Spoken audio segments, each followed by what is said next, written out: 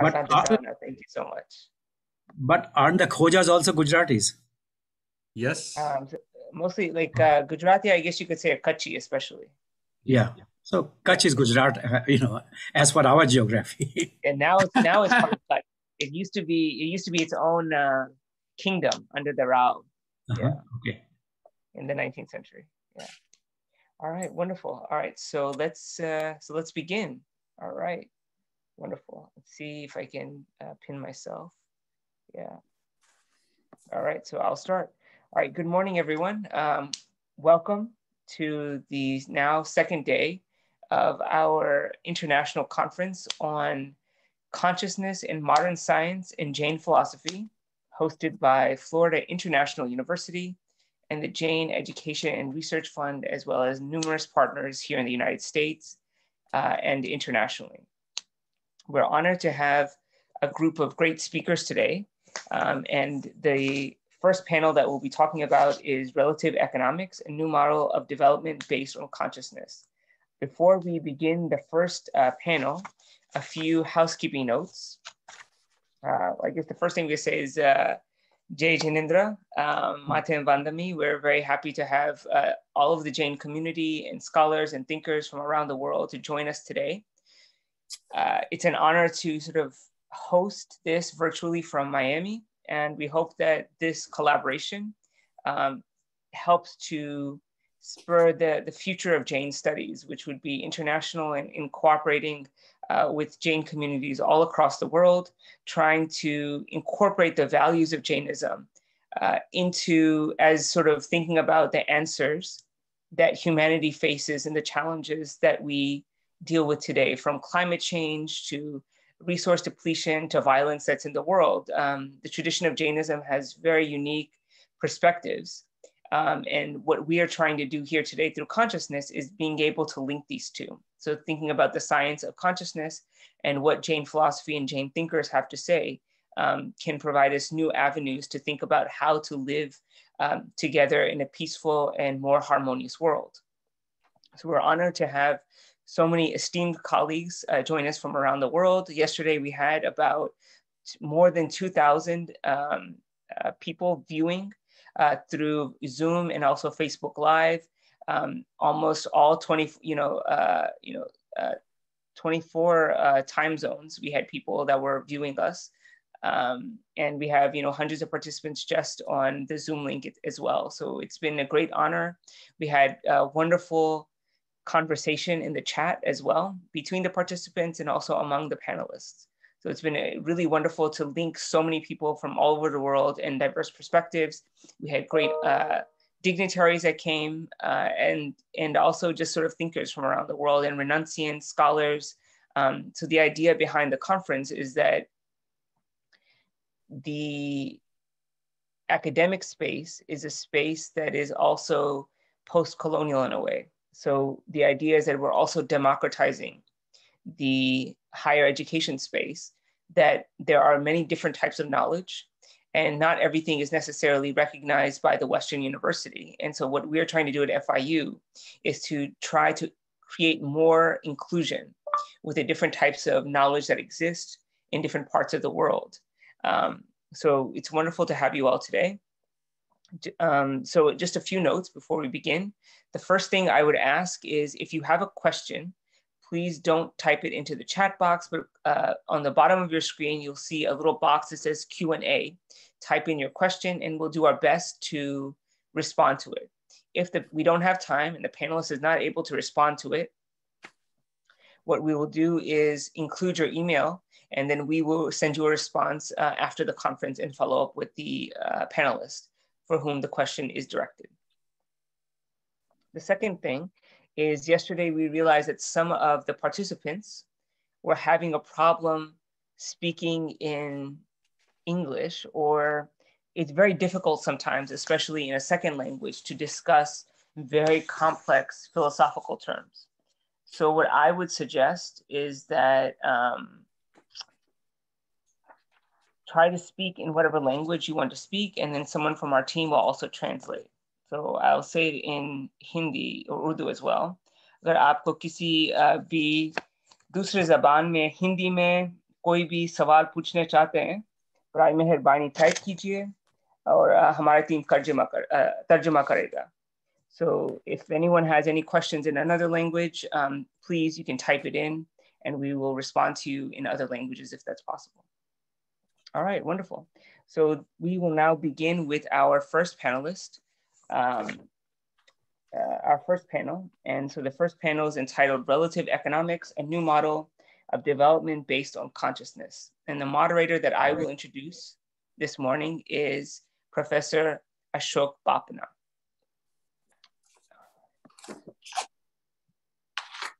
Okay. All right. So Professor Ashok Bapna is honorary professor, Malavia International Institute of Technology in India, emeritus professor of the Jain Vishwa Bharati University in Lucknow, research professor, Jaipuria Institute of Management in Jaipur. He is president, Society for International Development, Rajasthan chapter, and National HRD Network. Professor Bapna is a former member of the State Planning Board for the government of Rajasthan and has an illustrious career as a professor of economics and a development professional. So I will now turn over this panel to Professor Bapna. All right. Yeah, Professor Bapna, please go ahead.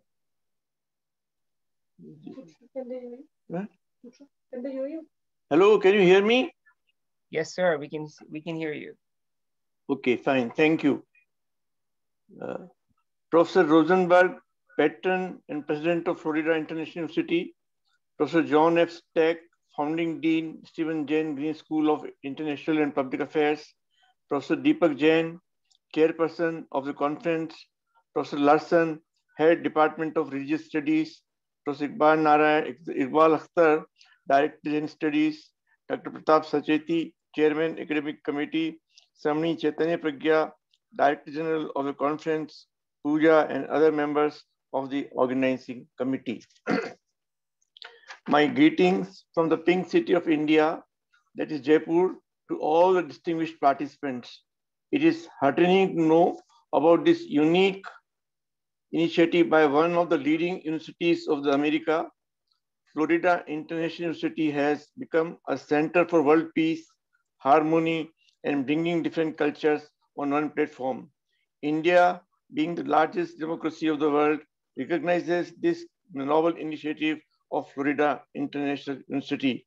Yesterday was a historical day with so many excellent presentations, especially that of Professor Marshalkar, Indian Ambassador Sandhu, Muni Mahendra Kumarji, Professor Rosenberg, Professor Steak, Professor Deepak Jain, Professor Iqbal Akhtar, Professor Nathan Kurtz, Professor Chaitanya Pragya, Professor Sacheti, and many others. It was long back when Swami Chaitanya Pragya asked me to suggest two eminent scientists as keynote speakers, one for the inaugural and the other for the latest session. I suggested her Padma Bhushan Professor Marshalkar and Padma Bhushan Professor Kasturi Rangan. Since the invite reached them at short notice, I was not sure of their acceptance. Professor Marshalkar agreed because of Deepak Jain, whom he considers as his beloved brother and his deepest regards for him. That is what he shared with me last night after his presentation. New education policy of Government of India lays a lot of emphasis on liberal arts and interdisciplinary and holistic approach to development. Present conference is a replica of new education policy. It has attracted large number of scholars from different disciplines. Professor Kasturi Rangan, Padma Shri, Padma Bhushan, and Padma Vibhushan is presently a chairman of new education policy, would have been the most appropriate person to deliver the closing address. He is one of the most eminent and distinguished scientists of today the country has and made visible impact as a chairman of Indian Space Research Organization. But due to his other pressing engagements, he could not accept our invitation. Jainism is not only a religion, but it is a way of life. Jain community, not even 1% of the world population, has made significant contributions. Famous philosopher Professor Bould Morris says, if world was prioritized of Jainism this world would have become a beautiful place. George Bernard Shaw says, if I were to born again, I would like to be born in Jain community. Jain धर्म जीने का दर्शन है. आपको जीवन का जो पहलू चाहिए वहां यहां मिल जाएगा. संस्कृति, कला, संगीत एवं भाषा का यह अद्भुत संगम है. जैन तीर्थंकरों ने संस्कृत को अपनाकर पाली और प्राकृत को अपनाया, क्योंकि वे जैन दर्शन को विद्वानों तक सीमित नहीं रखना चाहते थे, बल्कि सामान्य आदमी तक पहुंचे और उसके जीवन का कल्याण करें. हर वाद ने व्यक्ति को छोटा कर दिया, लेकिन हम देखते हैं कि जैन धर्म में जैन विचार ने मनुष्य को सबसे महान बना दिया है.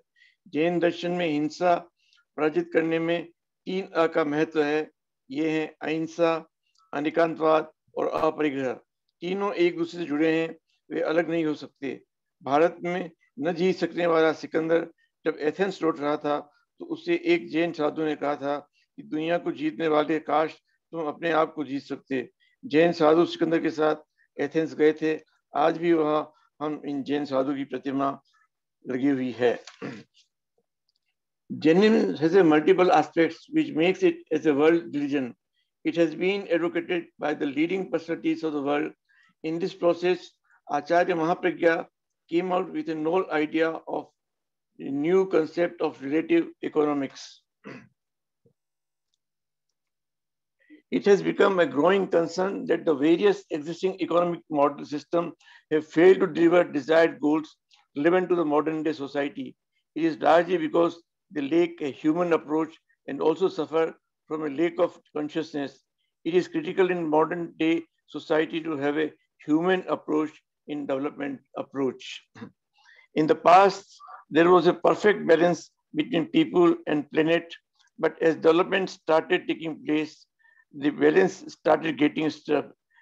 At the root of the 3 P's, planet, people, and profit, and their interplay in evolving societies and economies. The rat race for becoming the superpower has caused immense exploitation all over the world.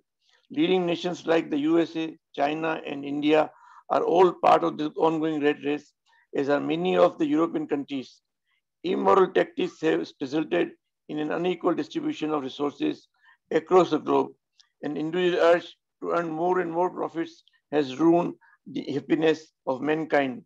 Degradation of climate and environmental are serious threats to the future of mankind.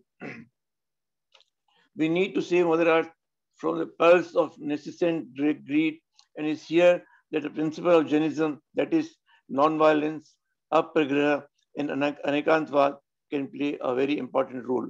Acharya Mahapragya, in his new theory, brought closer relationship between relative economics and consciousness with a focus on a human-centric approach to development. Indian tradition in general and Jainism in particular includes planet kingdom and animal kingdom together with human beings, and all of them are to be taken into consideration while dealing with objects of enjoyment.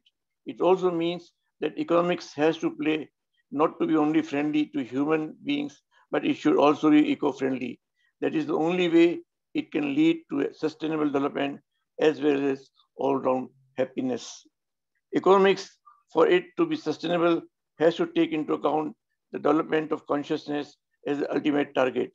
When Lord Mahavir was laying down code of conduct, there were 3 traditions of code of conduct: Vedic, Buddhist, and Jain. All these 3 traditions have 4 moral virtues which were common to all. They were non-violence, celibacy, donation, and avoid alcoholism. It was only the 5th vow which was different in all the 3 traditions. Vedic system has liberty, whereas Buddhist system has avoidance of intoxication as the 5th vow. The Jains, however, had non-possessiveness as the 5th vow. This proves the importance which Jains have to the matter relating to economics. Therefore, Acharya Mahapragya said the supreme virtue is non-violence, but non-possessiveness. Despite being 0.6% of the world's population and 0.4% of total Indian population, Jain community has been among the highest contributing community to the Indian economy. It contributes 25% of India's GDP growth rate, 50% of India's diamond industry. Not only are the Jain peaceful, they recognize non-violence and self-control as a means of liberation, walk the path of honesty and sincerity, and promote detachment from material possessions. The need to understand ethical business values and practice from the viewpoint of the ideals and principles of Jainism is felt more now in 21st century than ever before. From the last few years, we are all aware that business practices are not done with good intentions, proper judgment, free from sins, and basically of virtuous deeds, and hence most of them are unethical. The only goal is to make more and more profit. This is the prevailing mentality which is growing day by day and due to which ethical thinking has been lost. This mentality is spreading deeply throughout the world. If proper and timely solutions are not implemented, then there are high chances of physical, mental, and financial losses. Jainism principles are designed to bring a lasting ethical impact on business. The ethical doctrine of non-possession is unique in the modern world, which has relevance to the solution of the global problems, that is, economic problems, ethical problems, and environmental problems. In order to discuss these issues, we have a very distinguished panel of Professor Atul Shah, eminent economist based in UK, Professor S.R. Bhatt, an eminent philosopher and former chairman of Indian Council of Philosophical Research, Government of India, Professor Danan Bhargav, an eminent Sanskrit scholar and national professor, Professor C.S. Barla and Prabhat Pankaj, both are eminent economists of Rajasthan. On this auspicious occasion, we have brought out a book entitled Relative Economics, a New Way to Look at Economics. As you know, this whole concept is a brainchild of Acharya Mahapragya based on his book, that is Economics of Lord Mahavira. Inspired by him, during his lifetime, we had organized few international conferences on this very subject, and the first one was held in Delhi in 2005 during his Chaturmas, and one of the sessions of this conference was held in Rashtrapati Bhavan under the chairmanship of the then President of India, Dr. APJ Kalam. This book is an outcome of these conferences, and I'd like to acknowledge my sincere thanks to Swami Chaitanya Pragyaji for facilitating this book in an orderly manner. The book deals with an alternative way to look at economics. It seems the present system has resulted in great despair and discord everywhere. Without changing the system, we cannot think of having lasting happiness and peace. The book examines the philosophy of relative economics, which can provide a proper solution to this problem. My friend, Professor Prabhat Pankaj, has reviewed this book, and shortly he will be presenting his presentation. He is a director, Jaipuriya Institute of Management, Jaipur. He obtained first position in graduate and university gold medal in post-graduation. He is profound researcher, has written few books and articles in the area of trade, environment, poverty, consumer behavior, inflation. His recent research engagement in the area of happiness. Dr. Prabhat writes popular articles in newspapers and magazines, including Economic Times. With this brief introduction, I request Professor Prabhat Pankaj to kindly share his views on the book.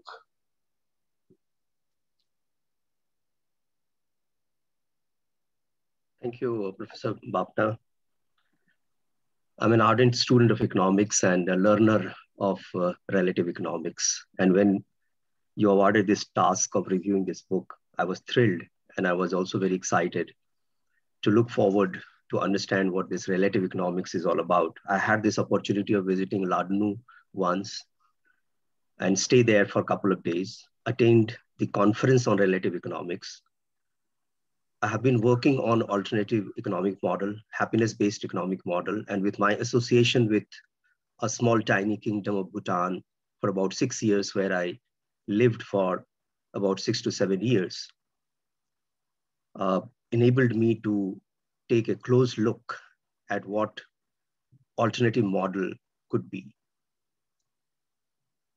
So with this background, it was more of a knowledge to be added to me rather than I will be adding more to the relative economics.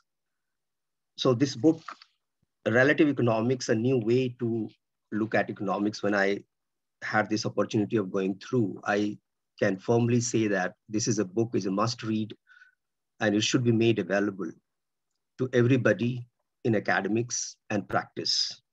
They should know what are the principles on which the nice world order can be created, because we have actually made a mess of the entire thing.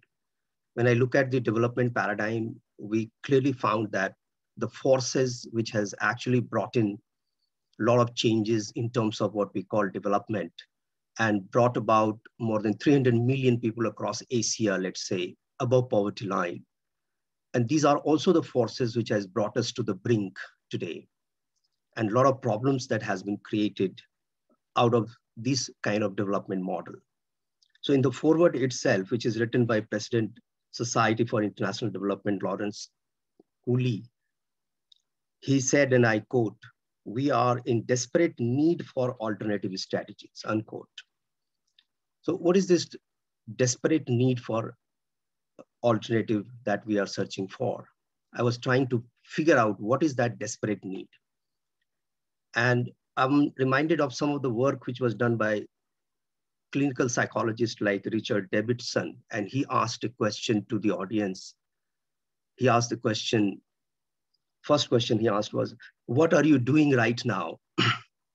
So, the audience, are you aware about what you're doing right now? That's the first question he asked. And followed by the second question he asked was, where is your mind at this moment? Is your mind on the thing you're doing right now, or your mind is somewhere else? And surprisingly, overwhelming more than 60% of the audience actually said or accepted that the mind is somewhere else and they are somewhere else. So he actually talked about distractibility, the attention deficit in human being. Now, what has caused this distractibility and attention deficit? He also talked about moderate to high level of loneliness. And he said that, the loneliness is a bigger predictor of death in comparison to obesity. And we all know what obesity has done to us. He also talked about suicidal rates, the stress that is there at the back of our mind. And one of the recent reports says that people in stress, almost like 83% of world population is under stress, some kind of stress. And look at the figure in India, for example, 89% of people are under some kind of stress. He also talked about pervasive loss of purpose. He said, things are happening because people have lost the purpose. And he said people in their 60s with low purpose in life are over 2 times as likely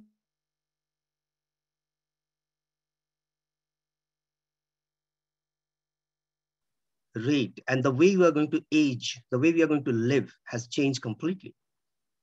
So that's what the development has brought to us. And this is exactly what Lawrence Clooney, when he said that we are in a desperate need for alternative strategies. That's exactly what I can bring forth. He invoked Mahatma Gandhi. And he said, he quoted Mahatma Gandhi, and I quote, "World has enough for its needs, but not for its greed." And Professor Bapna, in his writing in this book, he wrote, and I quote, "Humanity is at the crossroad today."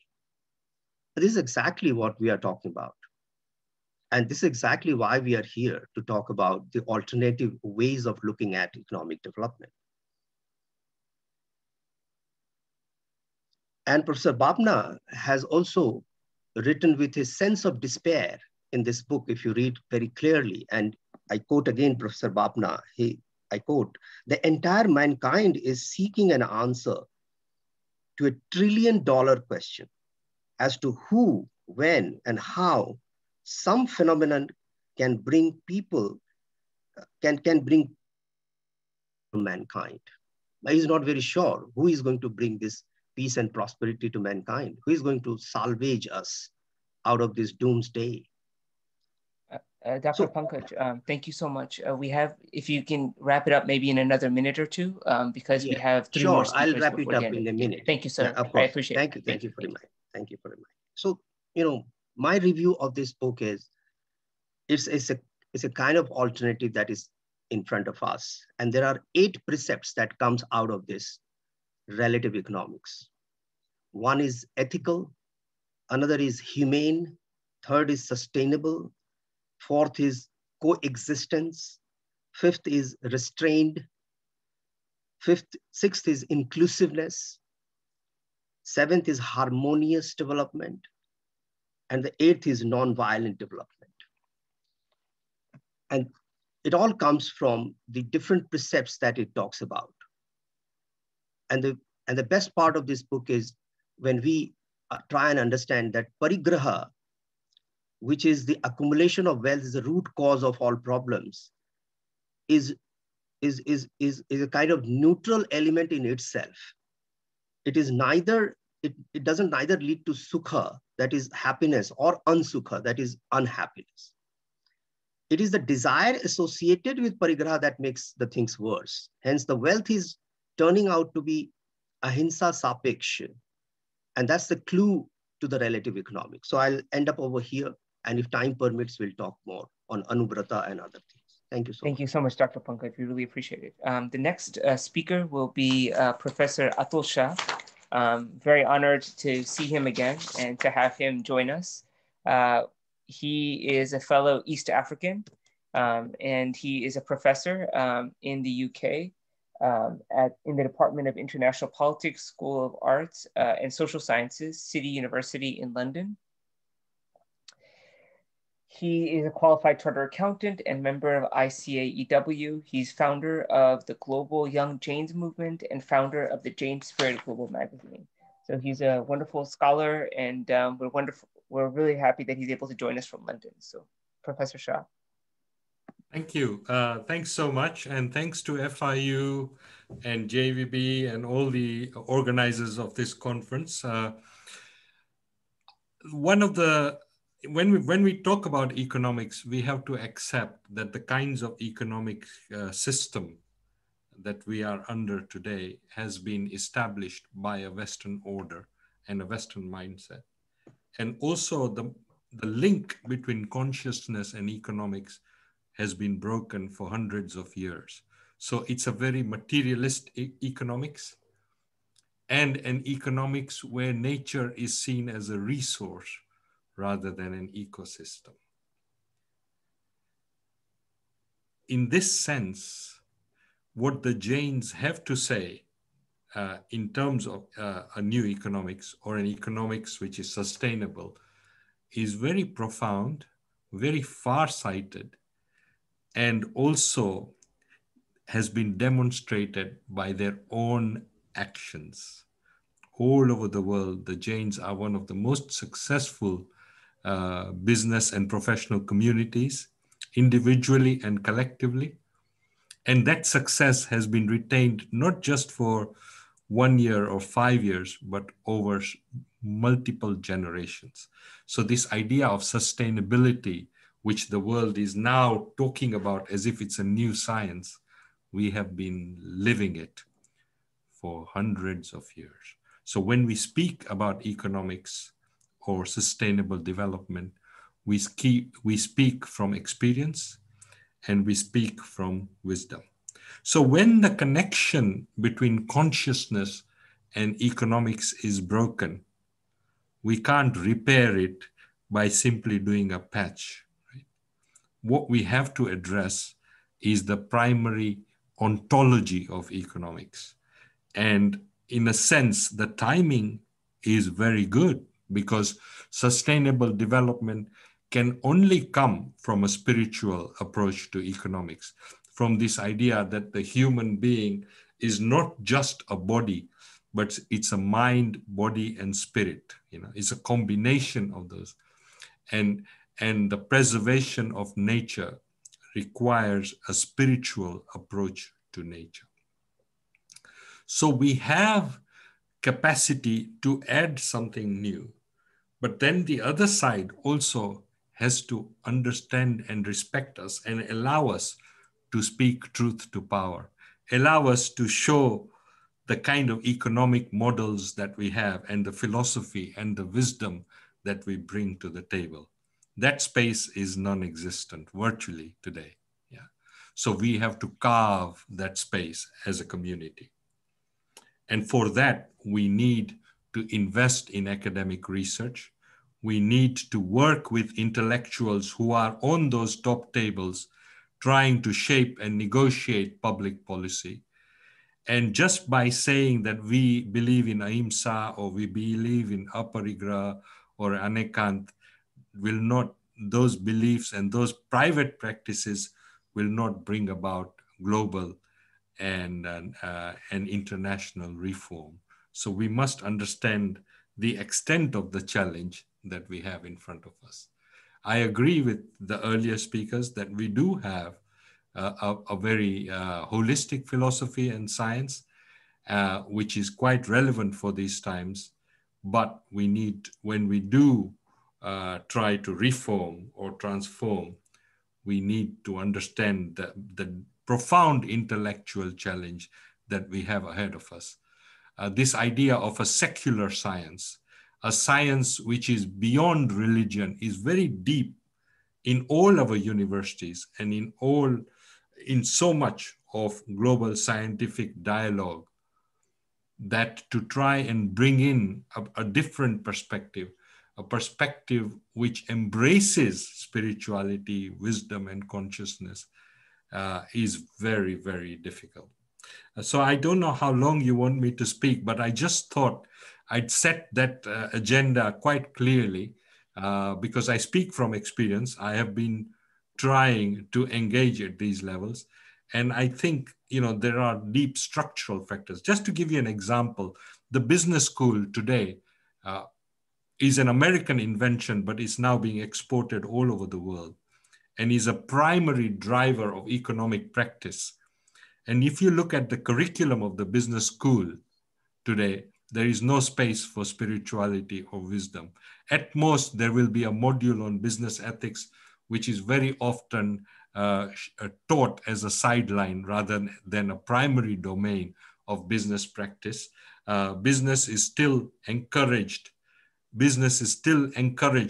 to have material priorities, to aim for profit maximization, and stock markets and institutions all over the world are built around this idea of maximizing shareholder value, which completely goes against the grain of Jain economics, which is about interdependence and actually making sure that all stakeholders in an enterprise are respected, and that businesses should operate not in a win-lose way, but in a win-win way. Yeah. So we need to also reform the structures of the stock markets, for example, which people are talking about as booming, but actually they are leading to the greatest inequality on the planet. And they are the primary causes of poor development, of extraction of wealth rather than investment in wealth. They breed speculation rather than long-term sustainable investment. And they are so powerful and influential that even individuals all over the world, even young people, students, are being invited to gamble in the stock market as a way of dealing with the high cost of living that we are facing. So they turn from ethics, they turn in towards speculation without even realizing it. So we have some very profound challenges ahead of us.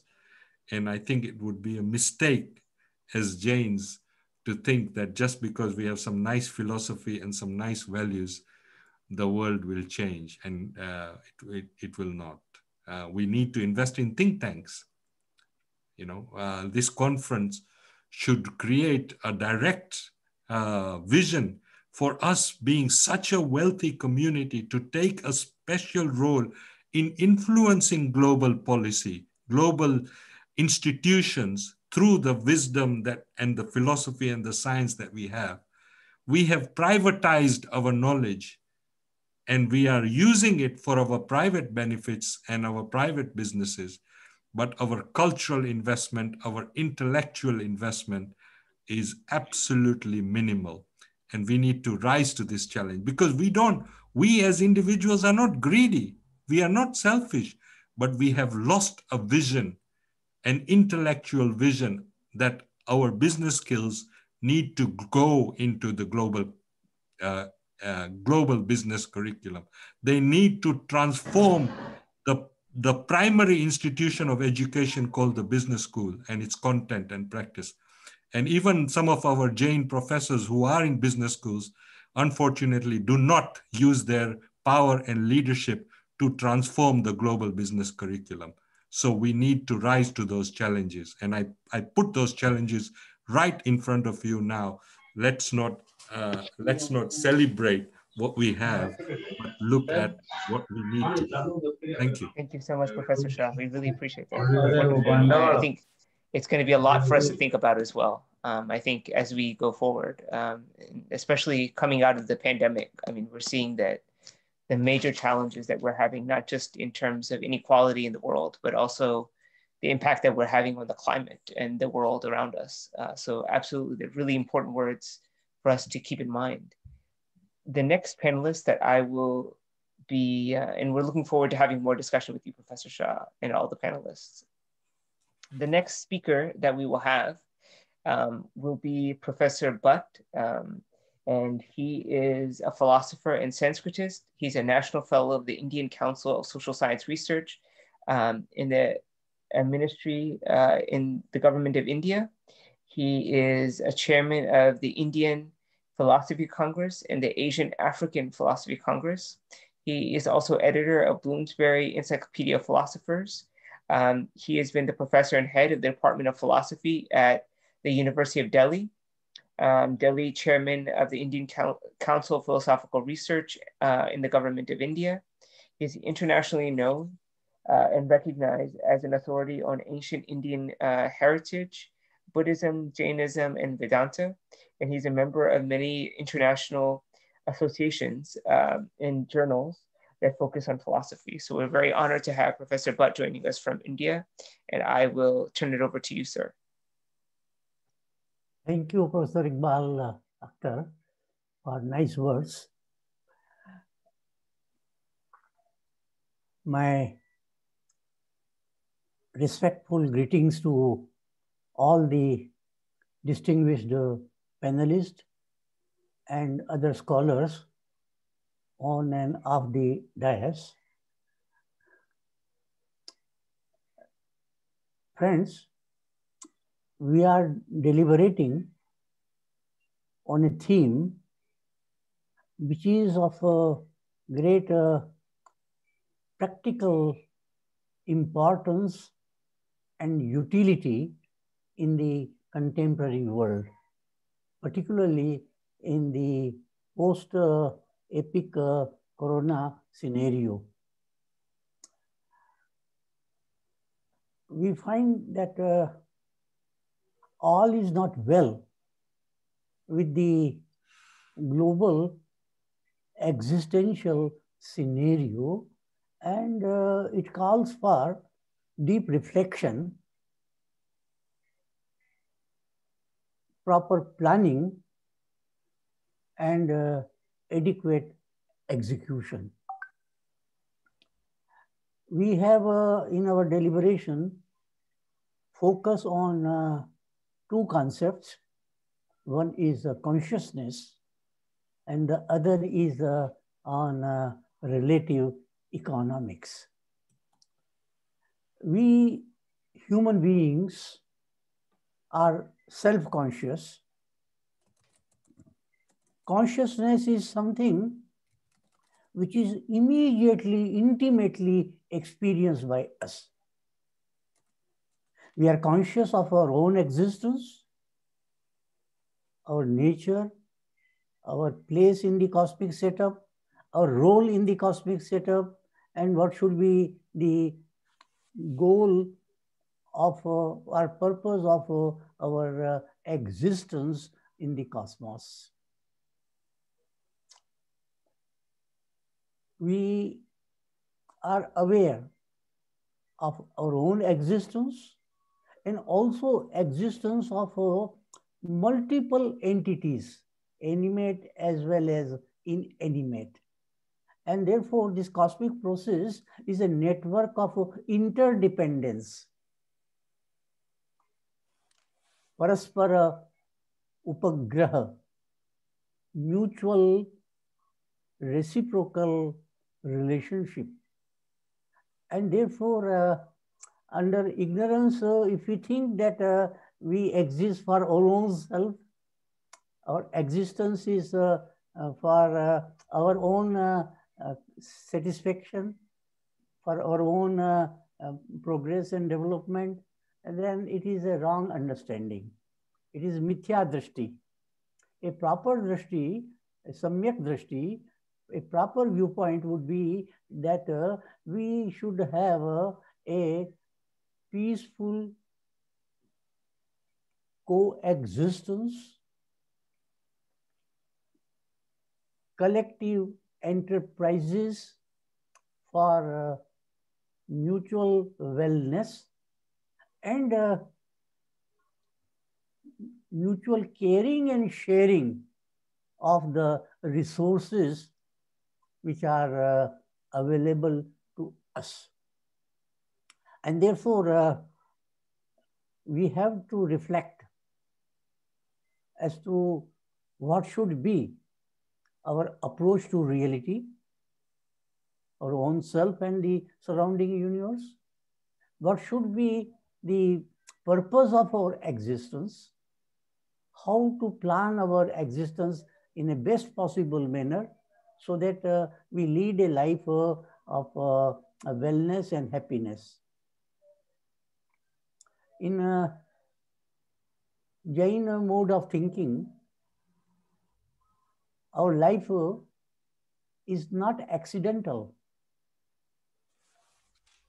There is a purpose to be realized. And the purpose is not just individual. The purpose is universal, cosmic. This is the spiritual approach. A spiritual approach is not individual-centered. It is cosmos-centered. It doesn't care just for I, but care for we. The I is to be so universalized that it turns into we. A sort of the individual consciousness to be transformed into collective consciousness. And this collectivity, in fact, should be the real goal or purpose of our existence. We have self-consciousness. We have consciousness of the surrounding elements. We unfortunately do not know the real nature of our own self and also the real nature of the surrounding universe. And therefore, it is knowledge. Our consciousness should get transformed into knowledge, knowledge of within and knowledge of without. So it is the knowledge which is most fundamental thing. And we find when we reflect on consciousness, well, there are multiple manifestations of our consciousness. Cognitive manifestations are there, cognitive manifestations are there, affective manifestations are there. All these are valuable and there need to be catered to. There has to be a holistic approach to human consciousness, which in fact incorporates the universal consciousness, and the two are perfectly in harmony. When we come to economics, It is one of the manifestations of human consciousness. It stands for judicious availability of resources, both human resources as well as material resources. Human being has consciousness at the center, and the universe also is consciousness manifested. All resources are also consciousness manifested. We may make a distinction between pure consciousness, which we experience within ourselves, and the manifested consciousness. All entities are manifested consciousness. And all entities, therefore, have an inherent value. Consciousness itself is value in itself. It has intrinsic worth. And so also all manifestations. There is nothing in this universe which is valueless. Everything has a value. Everything has a intrinsic worth and therefore should be respected, should be protected, and also instrumental value. So both intrinsic and instrumental, we have to realize that. In economics, therefore, also we have to have that sort of consciousness manifested. We find that at present, the model of economic planning and execution is very much lopsided. It is individualistic, it is competitive, it is exploitative, it is consumeristic, and it leads to what can be called as all sorts of discriminations and deprivements. And therefore, we are painfully aware of shortcomings of the present mode of economic thinking. There is a need for a radical change, a sort of a paradigm shift, so that the real purpose of economic planning is realized. The real purpose is cosmic wellness. We call in our terminologies hita, wellness, and sukha, happiness. Wellness and happiness are the two goals of our life, and to realize these goals, we resort to economic planning in terms of production, in terms of distribution, and in terms of consumption. These are the three aspects of economic planning. Absolutely. And Dr. therefore, Butt, yes, sir. If you could, 2 more minutes, if you could wrap up. Oh, I see. Okay. Yes, sir. Thank you, sir. Okay. Thank you. Now we have some very seminal ideas and concepts in Jain mode of economics. First, of course, is that it is cooperative, relative, involving all stakeholders. Second is it is compassionate. It should result in what can be called as labha and shubha. Shubha means virtuous, not harmful, but conducive to the realization of the two goals, that is hita and sukha. And it should be, apart from shubha, should be labha. That means it should be helpful to realize cosmic wellness and happiness, should not be detrimental to that. And so these are the two means and modalities we have to adopt in economic planning. And in this, we have to see to it that no harm is done to any section of the cosmos. Ahimsa, in fact, stands for due respect to every iota of the cosmos, and allowing every iota of the cosmos to play its own role in the cosmic process. So Absolutely. it is not just mere killing. It is a very rich and very wide concept to be made use of in economic planning. And here we have to talk of what can be called as a minimum and judicious utilization of resources. So we have this concept of aparigraha and ichha parimana. These are rich concepts to be taken note of. And in this, our aim should be furtherance of our existence. Absolutely. No depletion. No Yes, depletion of the resources. So it has to be regenerative economics. So this is another important point which we have. So thank you very much. For, thank you so much, Professor Butt. It's wonderful to hear your thoughts. And I think sort of thinking of sort of the project in a philosophical terms will allow us to kind of rethink how we've structured the economics. So I think those are very, very, very wise words. And we look forward to hearing from you more in the discussion section. Thank you, sir. Thank you. It's been an honor to hear from you. Yes, sir.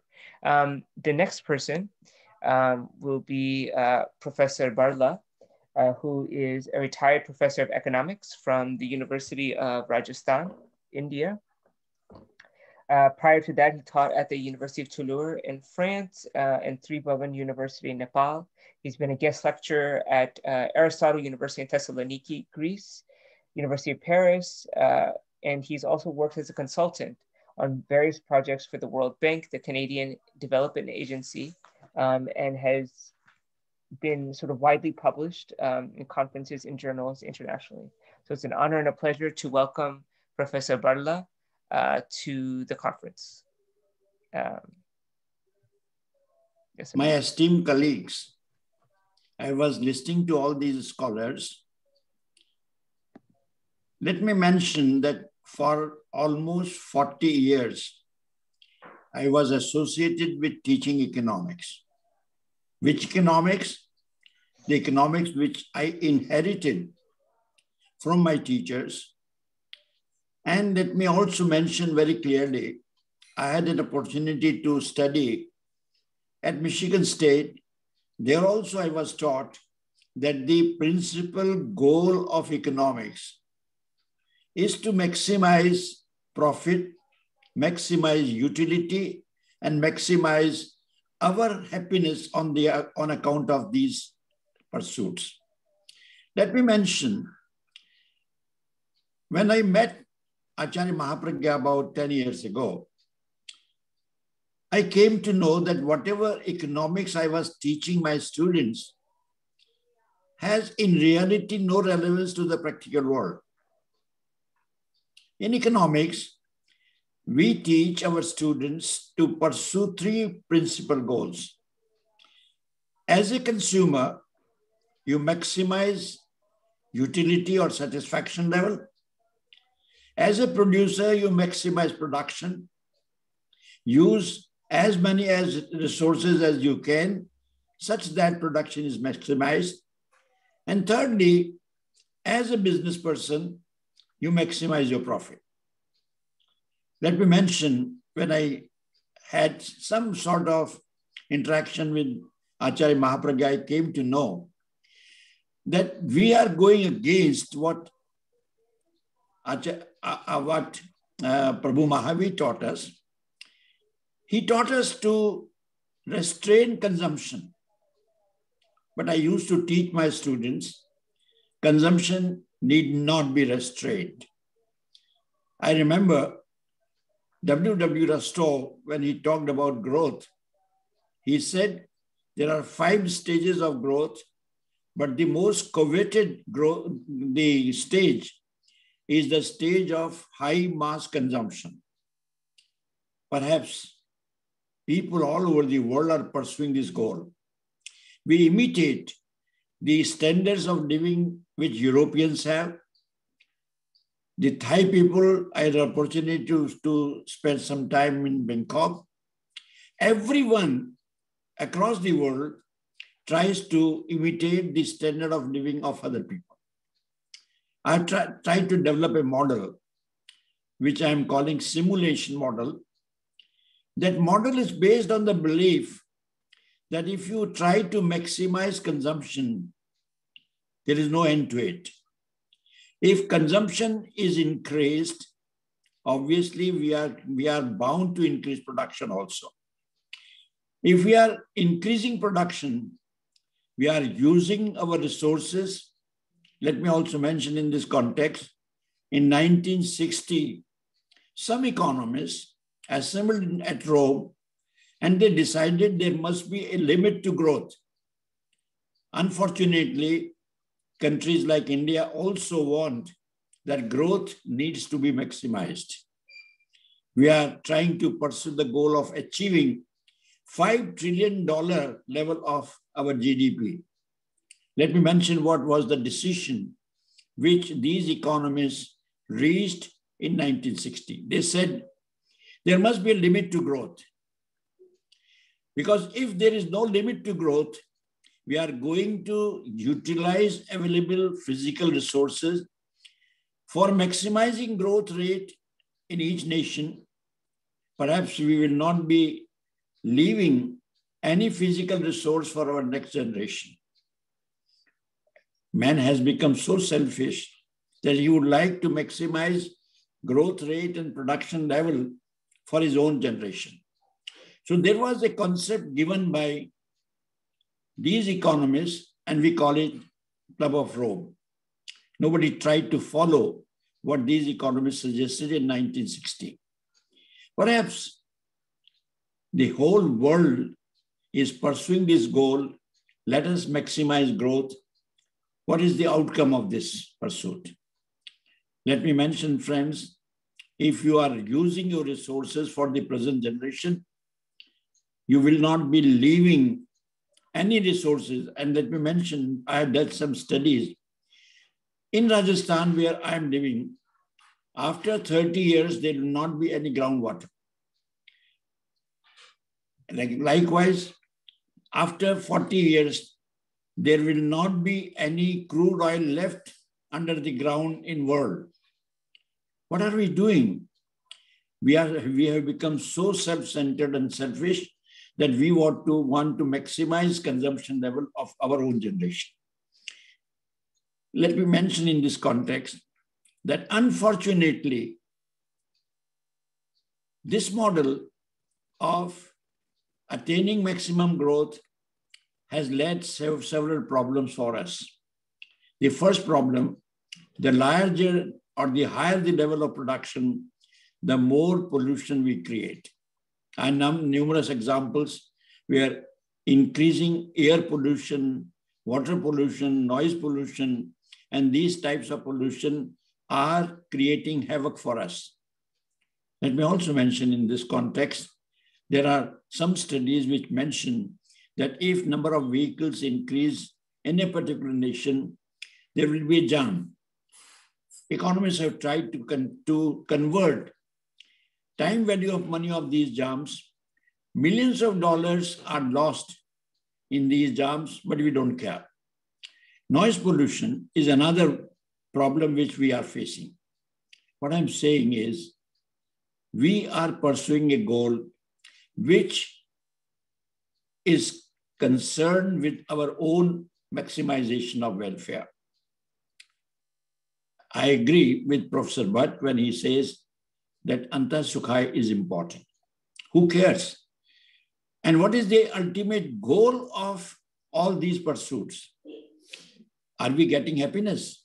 Let me mention in this context, very recently, a report has been published about Global Happiness Index. Out of 277 countries, what is the rank of India? India ranks very, very low. In spite of these goals, we are not. What I'm saying is happiness does not come from increasing production. Happiness does not come from increasing consumption level. And therefore, I would like to say, relative economics must be taught across the world. I'm afraid I'm not free to implement this type of recommendation because across the world, I had experience to work in France, in other countries, and in United States, I stayed for almost 4 years. Nobody is going to listen to what I'm saying. Please stop this lust for production. Stop this lust for consumption. If we don't do that, there will be 3 major problems which world is going to face. Number 1, we will be rich. What is the goal of our economic policies in India? We want to reach $5 trillion goal. Okay, we shall reach that goal. The per capita income may also increase thereby. Ultimately, what is going to happen? The next generation will neither have a fertile land, nor adequate water, nor adequate mineral resources, and therefore growth rate is bound to topple down after some years. Therefore, it is high time to start thinking, and I'm afraid my advice is not going to be accepted by our policymakers in India also, because everyone is talking about $5 trillion. I jokingly asked my friend who is associated with policy making in Delhi, can you spell out this word trillion? What is the meaning of $5 trillion? And let me mention, even if $5 trillion is achieved, it is very open that in India, even though we are 5th as far as GDP is concerned, we are, what is the rank of India in per capita income? Our rank is 140th. My problem is we are teaching, number 1, we are teaching wrong economics in our universities. Number 2, we are practicing wrong goals as far as government level is concerned. And thirdly, we are teaching people to improve our standard of living, more and more cars, more and more gadgets. This is not going to help. And I'm afraid this is not going to improve our happiness level also. Thank you very much.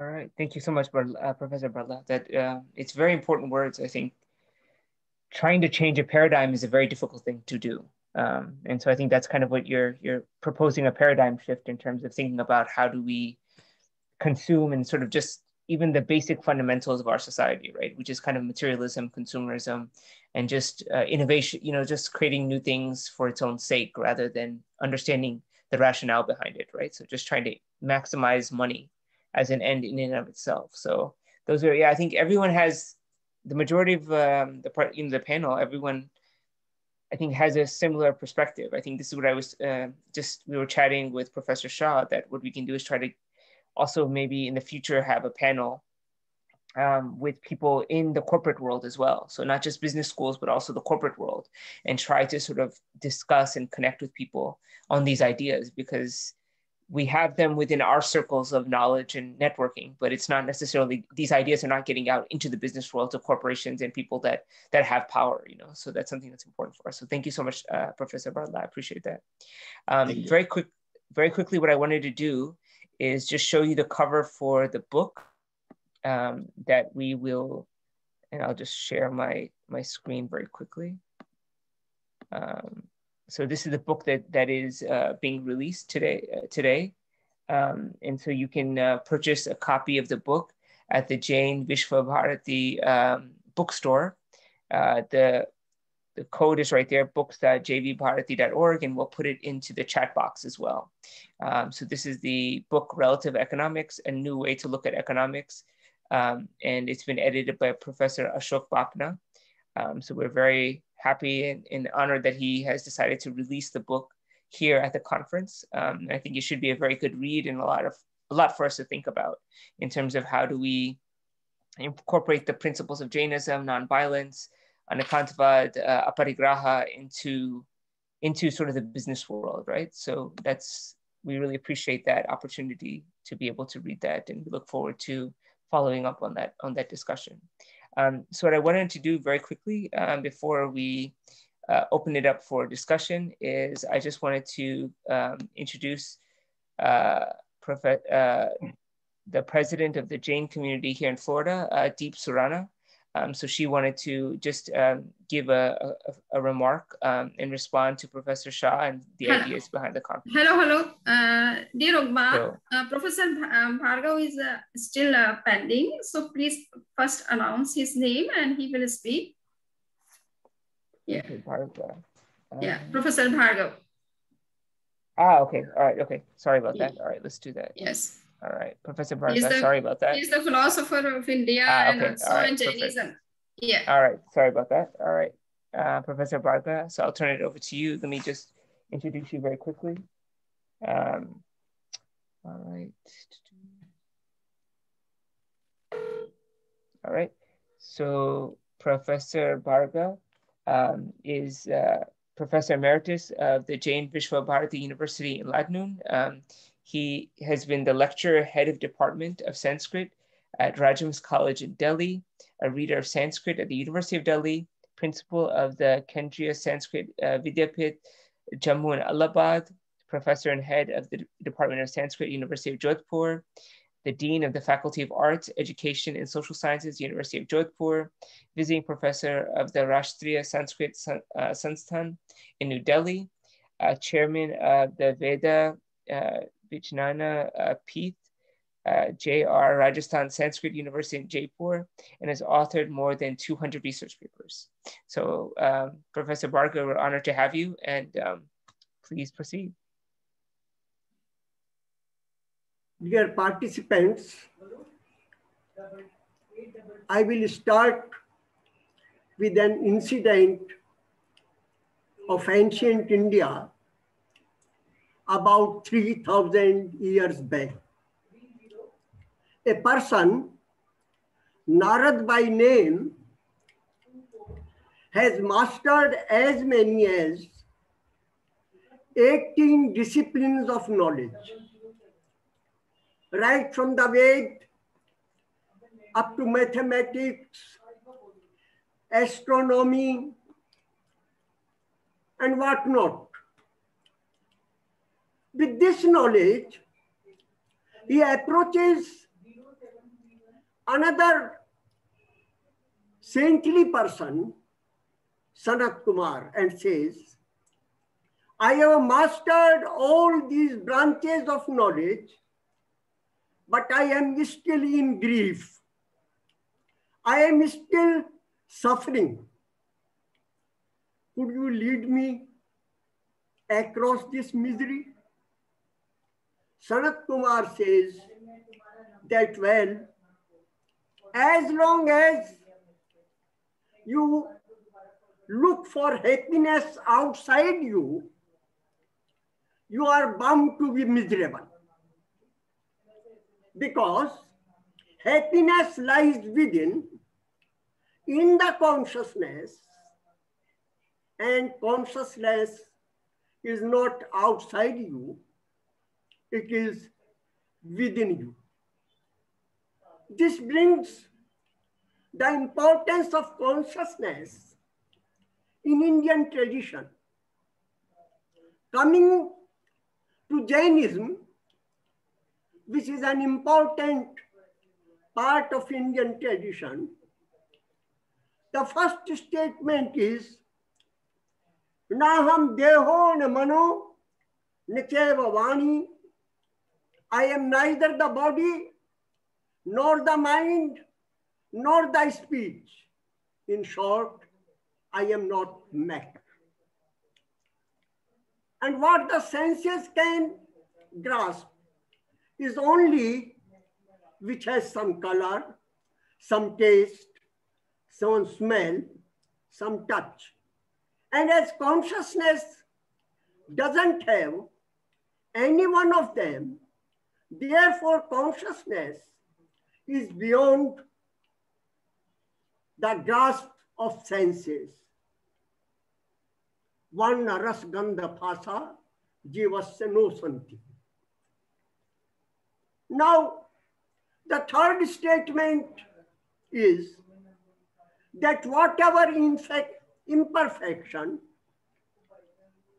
old age, death, disease, misery, they belong not to consciousness, but to the material world. Jai jara marana roya sokaya jivas punosanti. So, the conclusion is that consciousness cannot be grasped by senses. It is not a matter of perfection. It is not a matter of inference either. Jana alinga gayanam. There is no program by which you can infer consciousness. So what is the way out? It is not any academic discussion, but a transformation from extroversion to introversion. It is a paradigm shift that you have to look inward. There is very strong statement in Mokh Pahun. Aruhavi antarappa, bahirappa, chadiyun tivihena, jaija paramappa, udayim jinvare vedehim. Leave extroversion, be introvert, and then you will have the sense of fulfillment, the perfection in your life, which is technically stated here as Paramatma. The third thing, consciousness is ever pure, and therefore all activities, good or bad, are neutral to consciousness. They may bring material prosperity, or if they are inauspicious, they may bring misery. But as far as consciousness is concerned, naviho di apamatto, napamatto, najana jodu bhavu samesa. There is no question of vigilance or negligence as far as consciousness is concerned. Friends, the Jain view has been summarized in 2 lines. Whatever comes from outside is the cause of misery. Asravo bhavahetu syat. Samvaro moksha karanam. And controlling this inflow from outside is the cause of happiness. And as this consciousness has no attribute by which we describe a thing, therefore it is beyond speech also. Sabve saraniyathanti takka jathana vijjayi mai tathana gaya. It is beyond logic, beyond wisdom. I again repeat, it is a matter of transformation, inner transformation from extrovert tendency to introversion. It is not an academic exercise. Tenopanishad corroborates it. Na tatra vaga gacchati no manahe. Friends, I have tried to base my representation on the primary sources because it was this which was taught by my teachers like Dr. A. Upadhyay, Dalsukh-bhai Malavaniya, those old great teachers, that anything which is not there in the original should not be said. Na malum, na moolam likhate kinchit, na napekshitam uchyate. Only 3 sentences regarding the application of this concept of consciousness. Number 1, for any good pursuit, you need an iota of sacrifice. But what do you get in return? The social reformation, the political stability? No. According to this concept, what you get is this, and it is very valuable: purity of consciousness. When you sacrifice something for a good cause, you get purity of consciousness. This is number one. Number two, when you lead an austere life, you strengthen your willpower. All luxuries make us weak inwardly. And number three, simple living means a life free from tension. Whereas the more we have, we think we become happier. Maybe that we become happier in a particular sense of the term, but the more we possess, the more is the burden of life on us. This should not also be missed. Thank you very much. Thank you, sir. Thank you very much. Thank you for those wise words and something to live by. So thank you, sir, for your time and for the knowledge that you've bestowed upon us. So I would... For 2 minutes, you can give to Professor Deepak Jain and also to Professor Muni Mahendra Kumar to speak few words in this context. Professor Deepak Jain, would you like to say anything? It is the topic of his... All right, so I know that Deep had a question, so I would just like to open it up for her. If you can start the question and answer session. Deep, would you like to go ahead and ask a question? I can ask the question later if everything is going. That's okay. We can do. We can start now. We have a few minutes. Yeah. Why don't, if you want to start the question, and then we'll wait for Deepak Jain, Professor Deepak Jain, to come back. Yeah. Okay. So the question here is, when we're talking about a topic like economics and relativity, where does the professors who are teaching this, the professors who are teaching in the business school this kind of subject, like how Dr. Atul Shah said, that are the students or the coming generation are learning about all these things that we're talking about, philosophy of Jainism and consciousness? So would anybody like to answer, Dr. Atul Shah or any of the panelists? Okay, all right. So the question was basically, when we're thinking about business school, what are the ways that we can think about incorporating these ideas of consciousness or these ideas of sort of rethinking sort of how we do business? So any ideas of how to incorporate into the curriculum? Yeah. Thank you.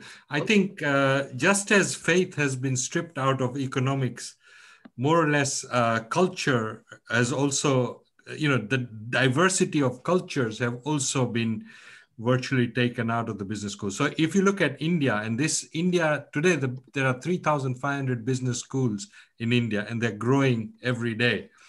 Now, if you look at the curriculum of those business schools, there is no space in there for spirituality or for even the diversity of cultures and business practices that happen in India.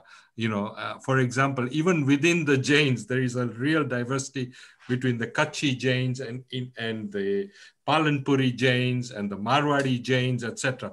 So students, and they have something called the family MBA as well. So they try and teach family business, but again, in a very Americanized or professional governance type of way, without actually teaching them the different cultural practices. And even, for example, in the case of the Jains, the fact that we have, a very strong and very long record of business success, there are hardly any business case studies and books which actually show how we practice sustainable business in everyday life. So there is a big vacuum, both in terms of content and in terms of delivery. And, generally speaking, in India also, the investment in business research is very low. So where in the West, there is a bigger investment in business research, but the direction of that investment is extremely materialistic and extremely secular. So there is a big, big challenge ahead of us. we can, if we want to, with our vision and with our leadership strengths and strategic thinking, make a difference to that. But that would require some investment and some kind of professional engagement and an understanding that the challenge of the variety of levels of challenges that lie ahead of us, including transforming the structures and systems by which economics operates today. Thank you. Can I take one minute? May I say something? Yes. Yes. Fortunately, in India, situation is changing. And in the syllabi of business management, there is some introduction of spirituality. Say, for example, Bhagavad Gita has been made compulsory in all business management schools. So I propose that basic teachings of Jainism, that is ahimsa, aparigraha, and in fact, in our houses also, in the front, we say labha shubha. Well, but what is the implication of this in our actual mode of living of labha and shubha? Well, and we also talk of kshema, yoga and kshema. So they should be taught all these things which are there in our psyche. They are not alien elements. So I think there is a need for more and more changing of syllabi in particularly in Indian management schools. And if it is done here, naturally its effect will be there in the Western world as well. So we in India, I think, should take a lead for that. Thank you, Professor Bhatt. I'll just turn it over to Professor Jain. I would also like to make a sure. Yeah. No, I just want to add, see, being a part of this business school, things are not as bad as articulated by some of the speakers here. See, if you look at US business schools, most of the new donations are coming to create the concept of social entrepreneurship. What is social good? What is good for the society? I personally think that India is more materialistic focused than, I would say, US. Spent 41 years in this thing. Schools in US are changing. They are bringing what I would say, this whole concept of Aneka, that business education should be beyond business. I created a course on Shakespeare at Kellogg School, that how people should think of human behavior. So this whole concept of social thing, I used to teach a course on spiritual entrepreneurship at Kellogg. So people are realizing, but you cannot change the paradigm. You have to start emphasizing when you teach something to think beyond business, beyond profits. And just not to take too much time, I've once spent with Mr. Milton Friedman, the man who proposed the whole concept of the only purpose of business is to maximize profits. I got an appointment, spent 2 hours with him. His point is, if you don't have resources, you cannot do anything. First, create the resources and then think how you allocate resources to different purposes. And one of the purposes should be how you make the society better, how you make the education infrastructure better, talking about Chicago public schools and others. So I think that we are moving in that direction, at least in the West. But when I teach at Indian School of Business, I talk to Indian business people, they say, Jain साहब पहले ये बताइए पैसा कैसे बनता है, ये आदर्शवादी बात आप अलग रखिए. So when this is the mindset, then you just get turned off completely. That's my view. Let me also mention, we are more materialistic than anyone else. Being from the business management, I would like to totally agree with Dr. Deepak Jain. And I personally would not like to hold on to the view that the business syllabus is not changing.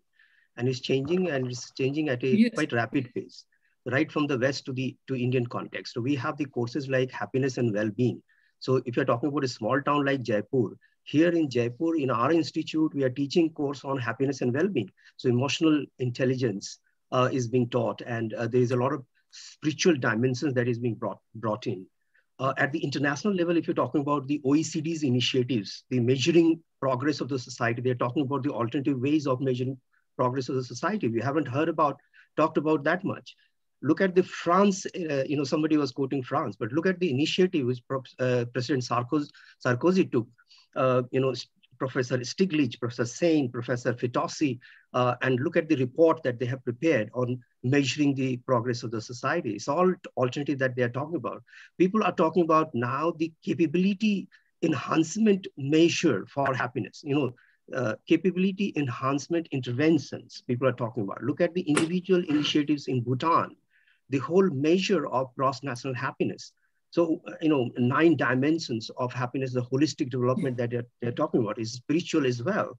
Look at UAE, the futuristic city of the world, Dubai, and look at how they actually have the Ministry of Happiness. They have the Minister of Happiness, and they're talking about creativity. They're talking about, live, the real-time experience setting on happiness. US initiative, Brazil, Thailand, UK, I can give you hundreds of examples where things are changing. It's not that things are not changing. So I'm not a kind of person who will be thinking that it's the end of the road. And look at relative economics. It's also emerging. And we are trying to understand what relative economics is all about. So these are all the alternatives which actually hold on to the future of management education, the whole concept of teaching management philosophy had undergone a change. Dr. Deepak Jain is a master of it, and he can actually tell us how it has changed. But, it's absolutely changing everywhere. Thank you so much for time. Of course, of course. So yeah, we're ending the panel about 4 minutes. Are there any last comments or questions from people in the panel or from the audience members? Good morning. This is Sapan. And I just wanted to mention one thing. It was a very interesting session for sure. And as I was reflecting, I feel like I did a family MBA learning business with my uncle, Mamaji, and jewelry business. I went to do master in business economics and then came to US and did my master's in business administration from FIU. So if I could link to a lot of items, a lot of practical ideas are still not clear. I mean, there was a comment that we really cannot change something which is in the system so deep. But at the same point, I was reflecting, and maybe if anybody would want to take this, we as Jains have been very successful, overall, if we look. Now, nothing is perfect. But you will look at other communities, Jains have been ahead in many ways. And so what is good in our Jain way of coming up, which should be strengthened, and where are the weaknesses which should be curbed or we should become aware of? I think that would be if somebody has any comments on that would be very, very nice. Okay, can I say something? I can give a short answer to that, which is social capital, right? That if we look at our history, for example, our economic and business history, we have succeeded through our interrelationships and trust that we have had.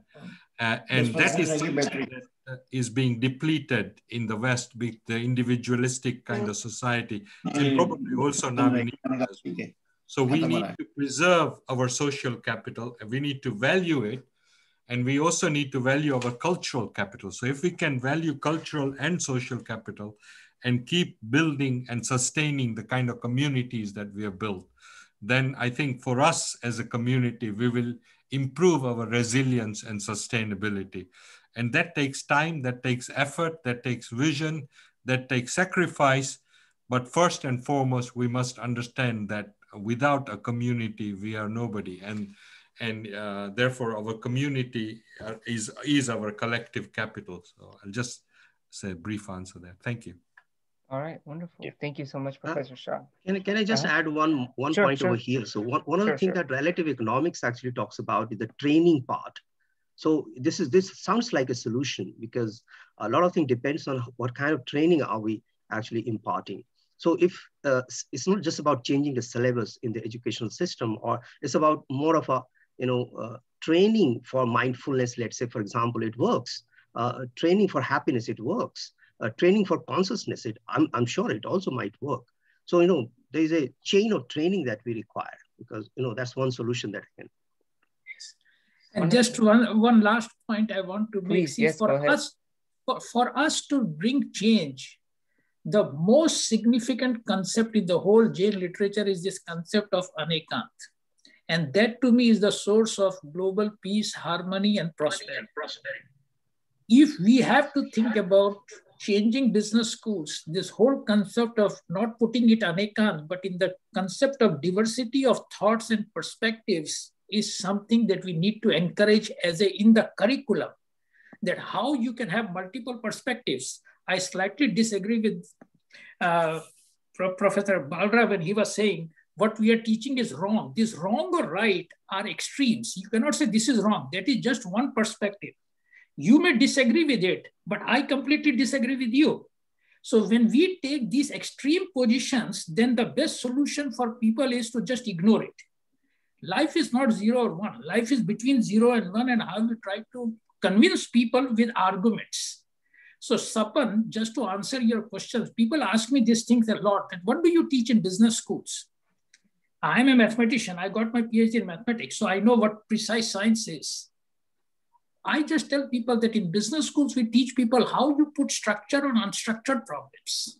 Structured thinking, sound reasoning, and timely action is what the essence of business education or any education is about.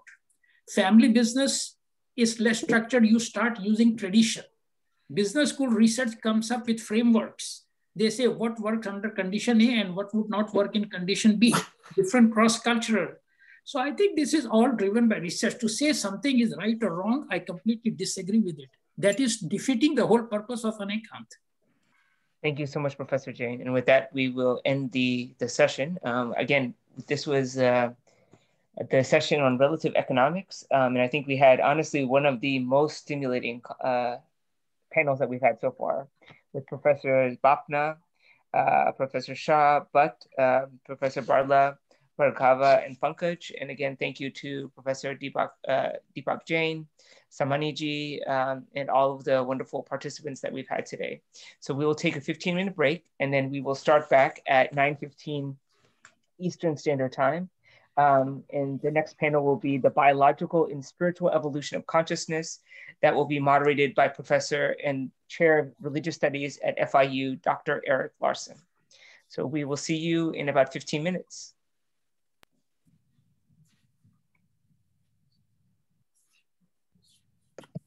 The environment students are facing today is unlike ever before. It's all about team-based work in the 21st century of careers. Being able to do teamwork and compromise on their positions and play the role of different sectors, the public, the private, the nonprofit sector, with different strategic priorities, and being able to combine them all and superpose them into an initiative that truly adds value to all the organizations and the actors involved. The way that we communicate has changed. More and more, we're bringing in professionals who have a skill set that combines with the academic expertise of other faculty members that really make a difference. I want to be able to remove the fourth wall between the classroom and the world around us. The different experiences that the faculty and the masters has were fundamental to really understand what I needed and to gain these different points of view to become a better professional. One of the most important dimensions, and it's really the crowning achievement of the program, is the capstones. Capstones, for me, as somebody who comes to this work in international affairs as a practitioner, I think is one of the best parts of the program. The value of what they did in the classroom is manifest in this particular capstone project. It allows them to take everything that they've learned in our program up until that moment and practically apply it. It allowed me to develop and create innovative solutions for the corporation I work with. It was an opportunity to understand how corporations really integrate corporate responsibility into business operations. The students are working directly with the policymaker. really prepared me with the tools and skills needed to succeed at my former position at Citigroup as a problem manager for Latin America, and currently here at Rockwell Collins as the senior specialist in global trade compliance. If they want to pursue studies or careers in international affairs of one sort or another, whether in the government or in the private sector or in the think tank world or in academia, the FIU's MAGA program, the Green Schools MAGA program, really is a terrific way to get started. To the person that is considering the Masters of Global Affairs here at FIU, I recommend it because it is a program that is tailored to the needs of the global market.